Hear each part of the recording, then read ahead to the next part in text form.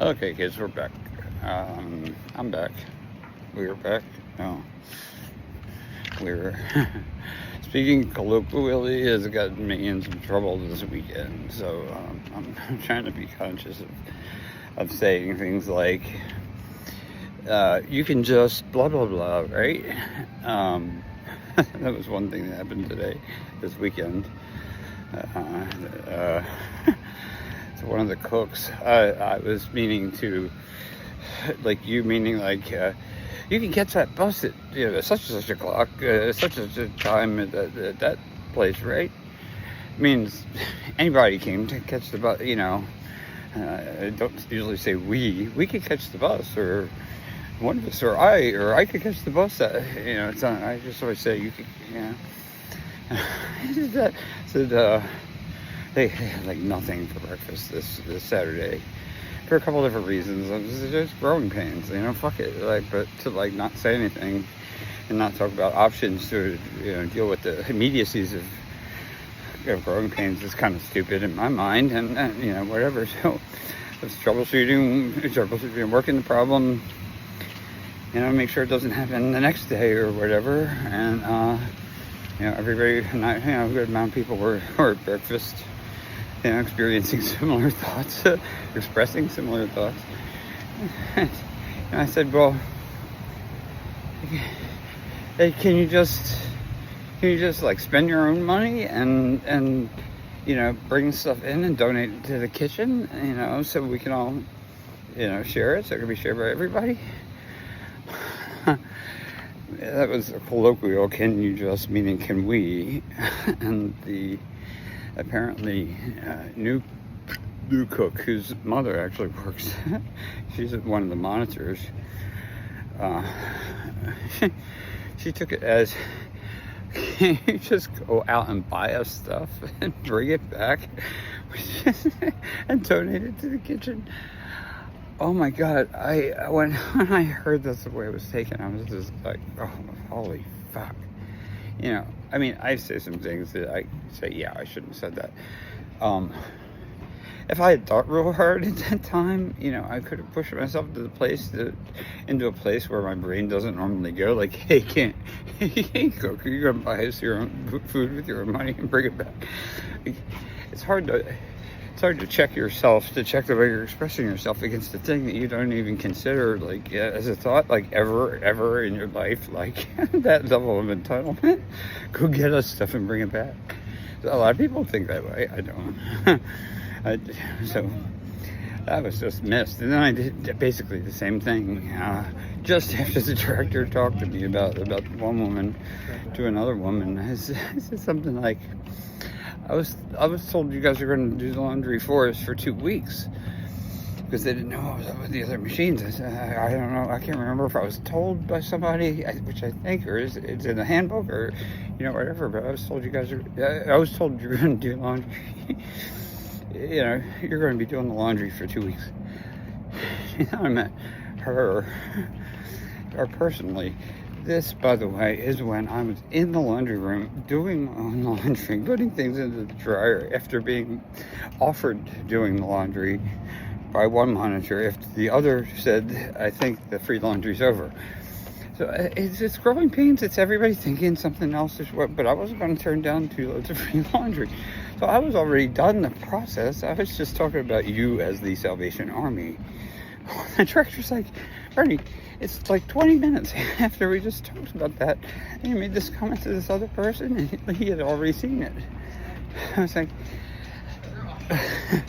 again, that fast. I was using colloquial you in a different way. And it's just good, but we're all good. That woman loves me. You don't give yourself enough credit, she keeps telling me.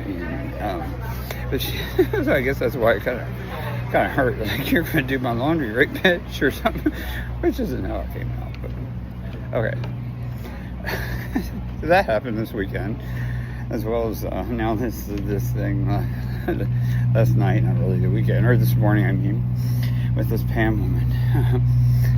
I think when I left off, I was talking about some saying that the was Sam Kinison or somebody like that who used to talk about, you know, when a woman comes up and does that, oh, I have so much love to give, means like an endless bottomless pit of need need for affection or something like that. It means like the opposite. Like, you know, it's so obvious to some people. Like, I don't know, me, I just see you're like right through that shit. It's actually a joke. And then other people just like don't see it at all. Oh no, she just needs a little help right now. No, that's not what that. You can't see it. That's not what that is. You really need to look. You really need to look. Pay attention. And they do X, Y, and Z. Watch the pattern. Watch it with somebody else. Don't get involved now. Don't get too involved now, because there are some things you can look for. Watch for these patterns. Like I rattle that shit off to people so quickly, and you know, like I'm not a psychotherapist, I'm not a doctor, I'm not anything like that, you know, but it's just it's the level of empathy or whatever, or empathy plus observation or whatever. I'm trying to understand people. Back to that whole thing. It's just like I've lived on Earth, you know. I've lived a couple days on Earth, and it's just, but that kind of stuff. I mean, on another level, however, you know, I know to avoid that stuff when I was a kid. That kind of person, oh, icky, like, I just, you know, a lot of times that's the way my brain works anyway. It just, no, don't do that. You know, if I need to, I usually get back and I'm like, why did I have such a, like, you know, whether it's a person or a situation or something like that, why was it that I just, like, had to say, this don't feel, that's one of those, this don't feel right, you know, if I have to talk to somebody else, you know, to say, well, I'm stopping doing something or whatever. Oh, by the way, this is the riverfront. This is straight down from the house I lived, or the neighborhood I lived in, block I lived on since 1996. It's about 6 blocks up. But,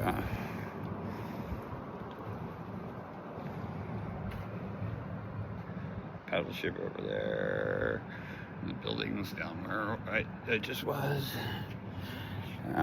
My one friend lives in the last of the last yellow things above it. I was with him on Tuesday, so he bought me this actually. So yay, Bill, thank you. Because I don't get paid till tonight. So, you know, I was potentially going to have a bad nicotine day yesterday. So yeah, and this pit of emotional need or whatever. I mean, you know, whoever it was a much better delivery than my sorry ass. But I think the point should be getting across. Well, I don't even remember. So she's like that. Basically, they act out when they don't get their way. I can't remember what I said on that video when the phone died, by the way. Well, I saw a video already versus what I was telling Amanda from the shelter. She's my age, basically. She was down at Living Hope, and I ran into her and I told her, I was like, yeah, I figured out what PAM is, you know, and we talked about the not ever experiencing it because I hadn't, and, you know, but, you know, she's like, because I said, well, it doesn't feel like narcissism, you know, I'm like working through it. She says, what about borderline? I said, that's what I told Dusty this morning. I said, didn't know much about borderline, just like it's not narcissism thing, you know, and that's all I cared about at the time. But I was hearing from friends, and that's what made me think, we had that plus, you know, hearing from friends.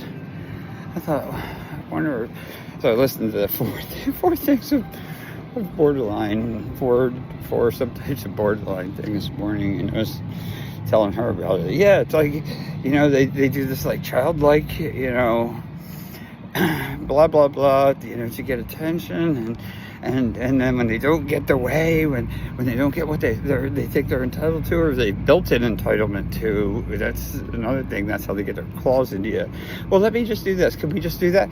And then it's always a can't we just have a, and they use those examples, and the doctor was using those examples, like, so and so, I saw so and so had a glass of lemonade. Yeah, doesn't everybody get lemonade? Are they special? It's like that type of person. And if they don't get that, apparently, actually, I'll just walk just a little bit further here. Just a tiny little bit further. This here, the end of the road, basically, for the Riverwalk. That's the street that I lived on. So six blocks up that street from 1996 till now, except when I was in Maryland for 5 years. Maryland, playing in DC, working in Maryland. So that's the type of person she is. I can't be around that type of person. So I feel like possum, whether I pretend, I don't pretend. I get myself into something so that I just hear her words going past me, even when I could feel and hear that she's talking to me. She doesn't necessarily use my name, but she this is the thing, and this is why you can't ignore somebody like this. If they're not getting your attention and they've already said the same thing like 3 times, then they'll louder each time. Then they'll do something like really, really loud. They'll say, hey, you don't you think? Like they'll do something to try to like literally, actively hook you instead of like passively hook you. And you can't get away from that. Sort of physically getting away from it. Well, breakfast was late this morning because nobody showed up. Again, growing pains and blade pains. Yeah, I don't know. Breakfast was late. Whatever. I got in a soda and poured it on some ice and taken my phone and a blanket or whatever like that I had with me out to the cafeteria. And when it was late, I just was like, yeah, all right, yeah, like if I fall asleep or something like that, make sure you wake me up to to eat and shower, please. But I was back, just chilling out for a little while, and I noticed they should have been able to get something together by now. So I walk up there, and Pam, this woman was she wears a neck brace for the rock that came off the truck and like hit her in the neck and like almost caused real problems. Until I think I heard her tell. No, I know I heard her tell. I think it was the night security guard. No, it wasn't. It was somebody else. about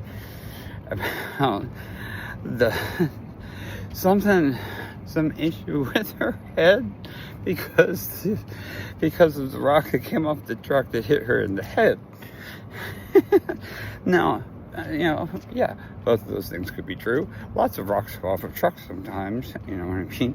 But she carries a neck brace around along with the flag of her dead husband, who knows how many years, Mr. Bates, has your mother been dead. It's bad to make fun of this, but this woman is not well. She's clearly not well. They deal with abandonment issues. That's apparently part of the BPD thing, borderline personality disorder thing. So she does that. She wears she carries a neck brace with her, but she's usually either talking about how uncomfortable it is, and we're standing in the cafeteria holding the neck brace above tables, and fishing little towels through it that her gross ass is, who knows where, even like just in her hands, as far as I'm concerned. This is a gross woman. She's either doing that or she like puts it around her neck, but in a way it's not together or anything. It's just like laying on her neck which I'm sure if it's doing anything, I know it's not doing anything helpful. It's probably hurting her because the thing is meant to go in a certain orientation. This is meant, it's fit to your neck. It's fit to your neck and chin and all the chest and all. It's meant to go a certain way. But she's got it another way, which means she's wrenching her neck all over the place, trying to spin and like tell people the minutia of her day. So it's like, in other words, it's a farce. It's got to be a farce. I don't know. I'm not a medical doctor. I have not diagnosed her. Just like I'm not with this borderline personality disorder thing. What is it, petulant or histrionic, which Dr. Romney does not like because it's the hysterical thing, the female sexuality thing. Excuse me. But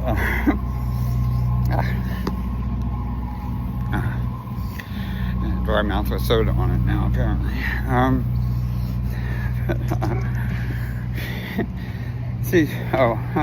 But that's the type of stuff this woman does. Well, I walk in, she's sitting there at the table that I already put my stuff down on, but she's occupied, but I don't know if the other person was sitting there or just, there's like two folding tables that pop up and fold in the center to move around. And so she was at the end of one, and I was sort of like at the joint on the other one. So 6 to 8 feet away. I decided I'd stay there rather than look rude and get up and move or whatever. Well, I hear her telling the stories I'm about to say now, and I had already heard it being yapped to, I think, no one earlier, or at least half of it. And I heard parts of it last night. So already heard this in a bunch of ways, unfortunately. So I kind of like feel the disturbance in the force or whatever. I feel her starting to talk. And hear, she changed her orientation, and hear her starting to talk to me while I'm sitting there peeling clementine oranges for breakfast. I hadn't had anything to eat. I was peeling those first. I was just thinking, at least, plausible deniability. Let me just, not say anything other than hi to anyone this morning, but let me just chill out and be, do my oranges. Can't get in trouble that way, right? Wrong. So I hear her start, and I am going to try. Hold on here, I gotta puff up. And I'm gonna need to have a drink before this, my soda, or make it through it.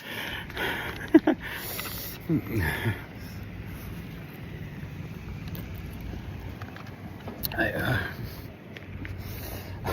already told this. I think it was Dusty today, but regardless, I told somebody today. Like this, I thought it was the funniest thing because they knew who it was. So she starts talking. She's like, and the whole time you can feel, even not looking, like I didn't even dare, flinch. I'm plausibly denied in my little world, thinking just oranges. I'm trying to focus as much as I can to let her words go past my head, right? That's the only, short of getting up and moving, and looking rude, I don't want to make anybody look bad, we're not going to avoid that in public because she's got enough challenges. I can feel her. So she starts like this. I got a while at Walmart yesterday, and I talk fast, yes I know, and yes, I'm disjointed in my things, but I really do have some sort of a path, either no path and I take one, or I do eventually get around to communicating what I'm trying to communicate here. This is not that it's stream of unconsciousness is what it is. Stream of unconsciousness, damn near. It's like, and picture it getting louder, almost feel her fidgeting in her seat, trying to get your attention, and then, hey, yeah, Mr. Tim said, did you hear that Mr. So she'll start asking you questions along the way, So I'm just going to kind of go with it, like, I got a wallet. I got a wallet at Walmart yesterday. I got a wallet. I got a debit card, and I need some place to put the debit card. So I got a wallet at Walmart. Did you know they have wallets on Walmart right there for anybody to buy men, and just like underwear, men and men and women. You just buy it right there off the shelf. But I got a wallet. It's a really, really nice wallet. It's a nice wallet for that debit card I got. They said I could just go up to the ATM with the new wallet I got. I got a new wallet at Walmart today. You want to see it? It's really pretty. You want to see it? Hey, you want to see my wallet? It's really, really pretty. You should look. Everybody else looked at my wallet. I don't know why you don't want to look at my wallet. And it just goes on and on and on like that, and they try to get your attention more and more. And if that doesn't happen, then what you hear is, I don't know why no one talks to me. I'm nice all the time. I've never done anything to him. I don't know why he's so mean. And you have that, like, not even under your breath. They're just like talking at the level they might have started talking at the beginning of the ramp up I did. But Jesus fucking Christ. And she had already given me problems, and I already had just had to, like, step her down from being pissed at the monitor, Reggie, the lead monitor, because the night before I had to kick her out of the cafeteria so I could put the tables up, so I could mop, so I could be done, and there not be like new footprints everywhere and new fingerprints on the stainless steel stuff that I cleaned 4 times that night because she kept coming back and trying to get more or asking for more food. It's that entitlement, that victimized entitlement that's in common with narcissism, but this is a very different manifestation of it. Even the vulnerable narcissism, I haven't experienced like that before, but they say it's a common thing. So, but I had to kick her out, and I was like, but Mr. Arnett said I could sit here and relax. He just told me to take a seat right there and take my time and relax and eat the things that I'm not supposed to be eating, but he said I could. He said, okay, I'm like wanting to, go to the back from Mr. Arnett. He's a cook. And go to the back and get from Mr. Arnett a big skewer or something like that, and pierce it through my head and hit both eardrums at this point, in addition to wondering who the fuck else I could finish my job. At one point, I'm like, Pam, I really got to get this done, and I need to wipe the tables, move the tables, and I need to have people not walking on it, and dinner was over 2 hours ago, I think it was, or an hour and a half ago, or something like that. I was like, dinner. That's what she's like. Mr. Arnett said I could. Well, yeah. But Mr. Reggie says, I need to clean this thing, and I want to go lie down now. You need to go. Cafeteria hours are over. Please finish the thing quickly. And she's eating like a fudgesicle. And so she finishes that, and I'm like, okay, you're done now. And she pulls out, now I just got one more thing. And she pulls out like a double bomb pop, ice popsicle. Like, Pam, you gotta go. I gotta get this done. You gotta go now. And I'm like, I'm not saying I'm gonna go call Reggie, but then it starts about that. And I'm like, so I managed to get her out. She was bitching at me and about me as she left. But that's a shit. I don't care. I gotta do something. So, but this is turning out to another long story. At least it's documented. she the next night, last night, I told Reggie, I said, yeah, I'm ready to mop, and look who's sitting in there. I said, it took me a long time to kick her out gently last night. I said, I'm sorry, Reggie, I'm not doing it again. So he says, I got you, I'll take care of it. So he did not as quickly as I needed, but as I wanted, but more quickly than I did before. He just, bam, you get out. Well, then at that point, I was sitting down, just sipping on a drink, waiting, and so she's behind me. I'm facing the main lobby area, I guess. She's behind me, and again, you can feel her. It's really creepy. And she's like, yeah, okay, Mr. Reggie, or whatever, Mr. Reggie. And then I just hear, God damn it, if it's one thing, it's another. And I heard nothing picked up, I heard nothing dropped, nothing spilled, not even a tack. I heard nothing until I heard that, which had its own special creepiness, because I'm I wanted to turn around curiosity-wise to see what she was upset about, because that reaction, when I didn't hear a goddamn thing in a room, that whole shelter is nothing but an echo chamber. Yeah, you let out a little fart or whatever, it's echoing, and they hear it up front. It's amazing how efficiently that place echoes. I didn't hear a goddamn thing. So, I'm frozen, and she it's like she wanted me to turn around, because just a little bit later, I'm waiting for her to remove herself. I want no engagement whatsoever. So I was just sitting there again playing possum last night, even with her.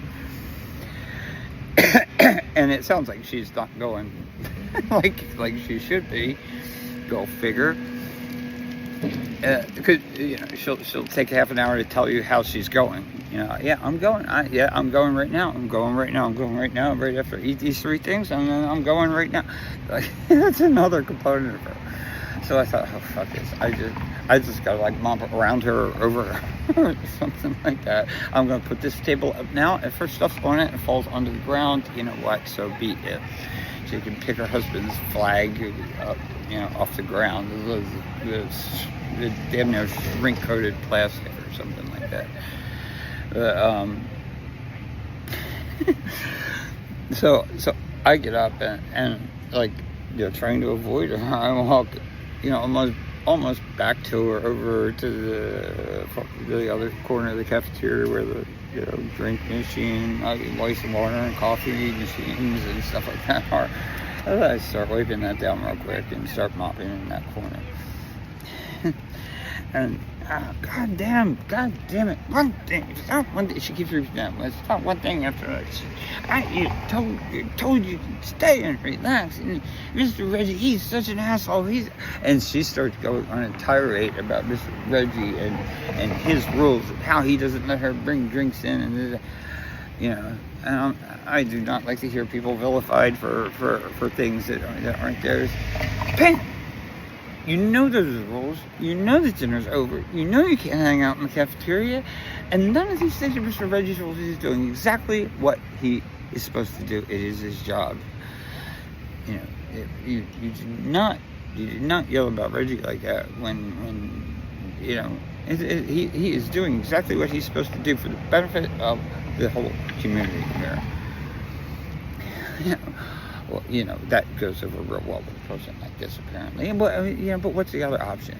Just listen, have her go on it, increasing at the time tirade, whatever. So then she gets pissed at Reggie and me and goes running out. And like, she'll just tell anybody she can that she's having the worst day ever, and it's because of that person in there, that mean person in there, and then she goes into the rest. I've already had all this problem with her. She did that, I got a wallet for the ATM card that they say I could just take my wallet out. And I was holding my wallet in my hand, my new wallet in my hand. I was walking my new wallet in my hand with my new debit card that they say I could just use any ATM and use that pin number that I had to think real hard because I didn't want something that I would forget. They told me not to do something that I would forget, but they also said, did you know you're not supposed to do something that people can guess either? And like, oh my fucking god. So again, some of that I had heard previously, some of it I heard parts of again. this little event. I was like, Pam. I just stopped her to get her attention by using her name. I said, Pam, no offense, but I do not want to think about the details and the minutiae details of my life right now. I would just like to enjoy my breakfast in peace. I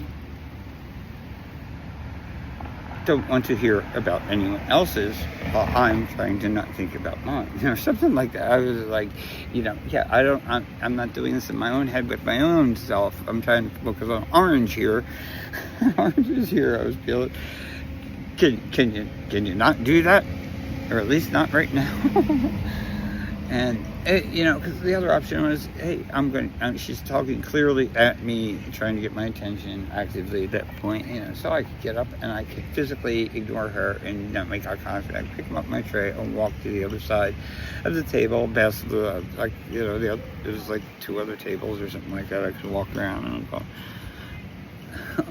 or could have done what I did. Well, if I did if I got up and walked away, number one, it looks rude. Number two, it doesn't teach anybody else, what else are you going to do in that case? So it opens no dialogue as to, hey, yeah, I do know that it's not. Pam, would you just shut the fuck up for once? Why can't you just shut the fuck up? Nobody fucking cares, Pam. Nobody fucking cares about you.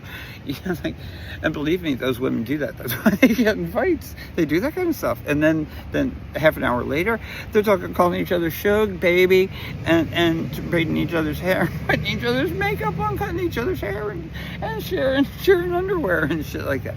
No fucking lie. I don't know how they could exist so two-faced like that. They were doing that as a shepherd too. You could see them being each other's best friends until the other one, is pulling the knife out of their back. But that's how those women are. But I'm sorry. No, I'm not going to do that. Well, then she starts under her breath, out loud under her breath. What would have normally on a sane person been like under breath, like, yeah, you think you're on that. I wasn't even talking to you. I was talking to the other people. Yeah, I was talking to myself. She clearly was not, but that's how she's dealing with the dissonance in her head, apparently. And then she wants to paint the outside world, which is narcissistic. That's, another side of narcissism. Paint the outside world because she's the victim then, right? So she was painting me as a victim. But just prior to that, before she did that part, after I said, yeah, ma'am, I just want to eat my breakfast in peace, please. I don't want to hear a bunch of details about somebody else's life right now. I'm sorry. And like at that kind of like tone, goddamn neck, that kind of tone and intent, like. That was true. If anybody else had done that at that point in the day, sometimes details are funny as fuck. Last night me and Reggie and Mo were just laughing. One of the women that I accidentally offended, we were laughing our ass off. That's a different story. That's a different story that may or may not be able to go on here because it ties to different, I'll just say, ties to a different kind of type of channel I'm putting together. So yeah, we'll just hold off on that one. But let me